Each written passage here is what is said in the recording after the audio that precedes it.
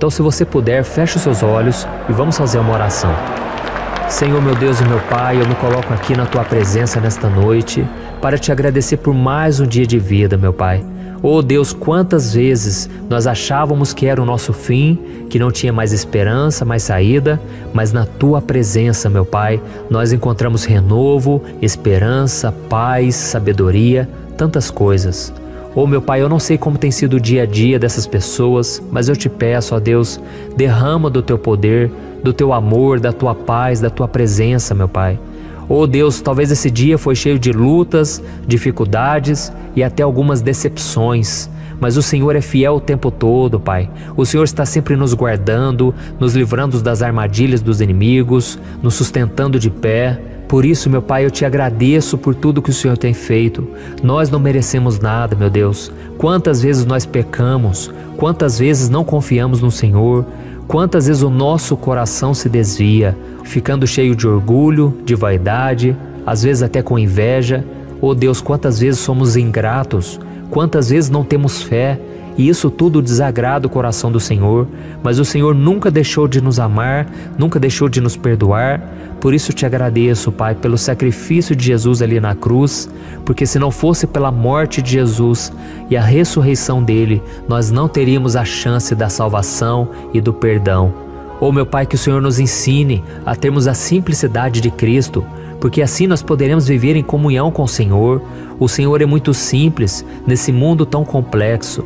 Oh Deus, em um mundo em que valoriza mais as riquezas e o poder, nós, Pai, queremos simplesmente ter um coração puro, um coração simples, assim como os pastores que foram visitados naquela noite e tiveram um encontro ali com Jesus. Senhor, nós também queremos ter esse encontro contigo, ó Pai, que o nosso coração seja simples para que possamos ouvir a Tua voz, para que possamos entender os Teus planos, os Teus caminhos.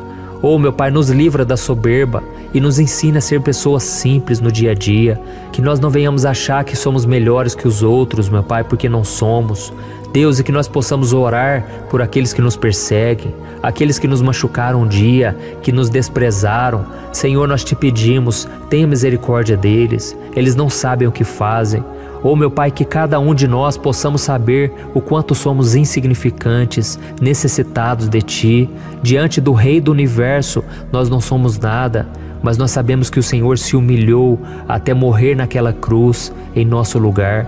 O Senhor se identificou conosco, com as nossas fraquezas, nossas limitações, nossos pecados.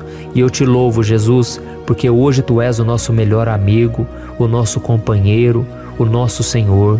Nos ajude, Senhor, a manter esse coração puro e simples, porque a Tua palavra diz que bem-aventurados são os puros de coração, porque eles verão a Deus. Senhor, nós queremos Te ver todos os dias, então nos ajude a ter esse coração puro, sem malícia, sem maldade.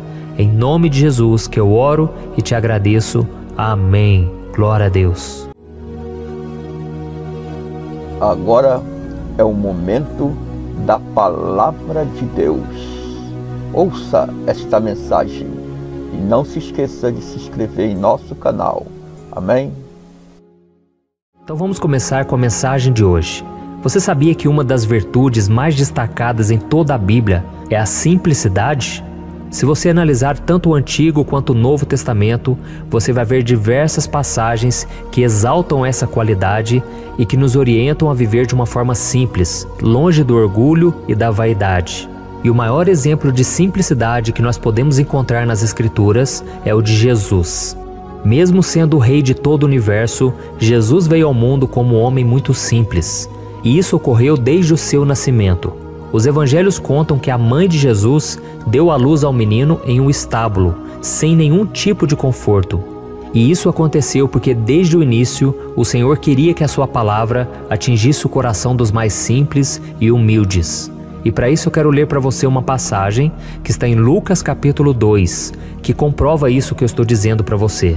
Diz assim, ó: Havia pastores que estavam nos campos próximos e durante a noite tomavam conta dos seus rebanhos. E aconteceu que um anjo do Senhor apareceu-lhes e a glória do Senhor resplandeceu ao redor deles e ficaram aterrorizados. Mas o anjo lhes disse: Não tenham medo, estou lhes trazendo boas novas de grande alegria, que são para todo o povo. Hoje, na cidade de Davi, lhes nasceu o Salvador, que é Cristo, o Senhor. Olha isso, irmãos. Quando o Filho de Deus nasceu em uma manjedoura, em Belém, um grupo improvável foi o primeiro a ouvir a notícia, o grupo de pastores. E vamos ser sinceros, irmãos, se dependesse de nós teríamos escolhido enviar um anjo para falar com aqueles pastores? Não seria muito mais impactante a gente enviar esse anjo lá na corte do imperador César e chegar lá e dizer assim, ó: olha, imperador, é o seguinte, ó, você se considera aí o bonzão, o salvador do mundo, mas o verdadeiro salvador do mundo acabou de nascer. Imagina o quanto isso mostraria a grandeza de Deus, o poder de Deus. Ou então aquele anjo poderia ter aparecido aos religiosos da época, ao sumo sacerdote, aos escribas, e anunciado a notícia de que o Messias, o Salvador do mundo, tinha nascido. Mas não foi nada disso que Deus fez. Em vez disso, o Senhor decidiu entregar a sua mensagem aos pobres pastores. E isso porque os pastores daquela época viviam numa posição inferior na sociedade. Os pastores eram desprezados, marginalizados, tanto que, se você for ver na história, o testemunho de um pastor não era permitido num tribunal. Então eles eram considerados pessoas abaixo da margem da sociedade. E isso também porque os pastores faziam o trabalho que ninguém queria fazer.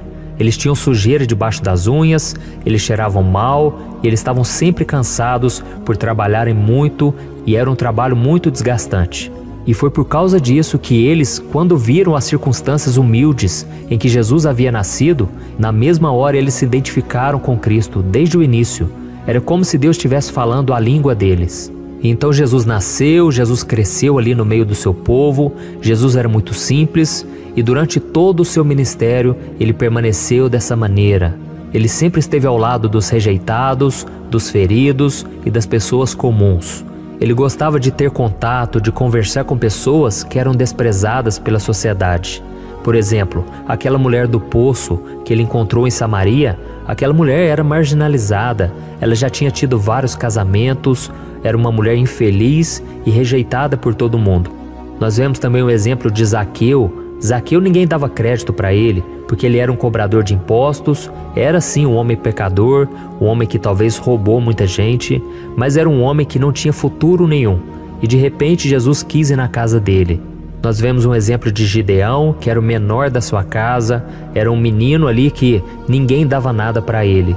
E da mesma forma, irmãos, o Senhor não mudou. O Senhor continua desejando caminhar ao lado de pessoas que são humilhadas, que ninguém acredita nelas. Eu me sentia assim muitas vezes, porque lá na minha escola eu era o mais bagunceiro, lá nos meus amigos eu era o mais incapacitado, na minha família, então eu não tinha futuro nenhum aparentemente. Mas Jesus olhou para mim com misericórdia, Jesus me alcançou. E da mesma forma o Senhor ele está em busca daqueles que têm um coração humilde, que reconhecem suas fraquezas e que sabem que precisam da misericórdia do Senhor. E eu sei que pode parecer estranho, mas tem muita gente rica, muita gente que tem muito dinheiro aí, que elas têm um coração mais humilde do que muito pobre por aí. Então a questão financeira não tem nada a ver com o seu coração. A simplicidade não tem nada a ver com dinheiro. Tem muita gente aí que é simples, mas é orgulhoso demais. Então, nós devemos buscar um coração simples, ou seja, um coração que reconhece que precisa do Senhor, que não se considera acima de ninguém, uma pessoa humilde, e é isso que o Senhor está olhando, independente da sua condição social ou financeira, tá bom? Se você tem buscado ser essa pessoa, ou se você reconhece que tem agido com orgulho, com soberba, esse é o momento de nós orarmos, e eu creio que o Senhor vai nos perdoar, o Senhor vai derramar a sua graça, porque a Bíblia diz no livro de Tiago que o Senhor resiste aos soberbos, mas Ele dá graça aos humildes. Eu não sei qual é a sua situação, eu não sei o que você está precisando receber do Senhor, mas uma coisa eu te digo: se você quiser a graça de Deus sobre a sua vida, o perdão, o favor imerecido, a salvação, tudo começa com a humildade, tá bom?